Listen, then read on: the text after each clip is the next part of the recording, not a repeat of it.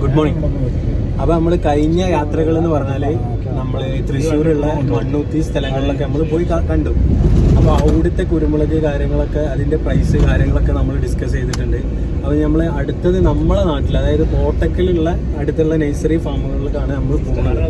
അപ്പോൾ അവിടെയുള്ള കുരുമുളക് എങ്ങനെയാണ്, അതിന്റെ റേറ്റ്, ഏതൊക്കെയാ കുരുമുളകാണ് നമുക്ക് ഇവിടെ കിട്ടുക, ഈ കാര്യങ്ങളൊക്കെയാണ് നമ്മളിപ്പോ ഇന്ന് കാണാൻ പോകേണ്ടത്. ഇന്നിപ്പോ സൺഡേ ആണ്. സൺഡേ ആയതുകൊണ്ട് അവിടെ തുറന്നിക്കണം, ഓപ്പൺ ആണോ ഇല്ലതെന്നൊന്നും നമുക്ക് അറിയില്ല. അപ്പൊ ഏതായാലും അവിടെ എത്തിയിട്ട് ബാക്കിയുള്ള വിശേഷങ്ങൾ നമുക്ക് കാണാം. ഓക്കെ. അങ്ങനെ നമ്മൾ ആ ഏരിയ സ്പോട്ടിൽ എത്തിയിട്ടുണ്ട്. വിശാഖേട്ടൻ കാണിച്ചു തരുന്നുണ്ട് ഇവിടെ.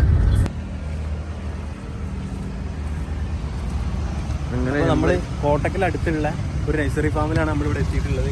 അപ്പൊ ഇവിടെ എങ്ങനെയൊക്കെയാണ് കാര്യങ്ങളെല്ലാം നമുക്ക് ചോദിച്ചിട്ട് മനസ്സിലാക്കാം. Okay okay. അപ്പൊ എത്ര പറഞ്ഞു? 30 ലാസ്റ്റ്?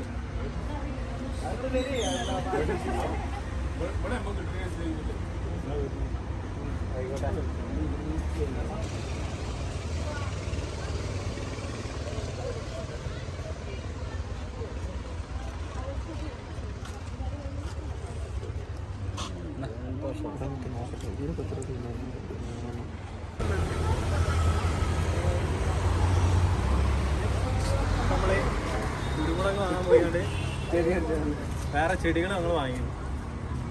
ഓക്കെ അല്ലേ? ഓക്കെയാണേ. അപ്പൊ എല്ലാരും പ്രകൃതിയിലോട്ട് വരും. വണ്ടി വണ്ടി വണ്ടി വണ്ടി വണ്ടി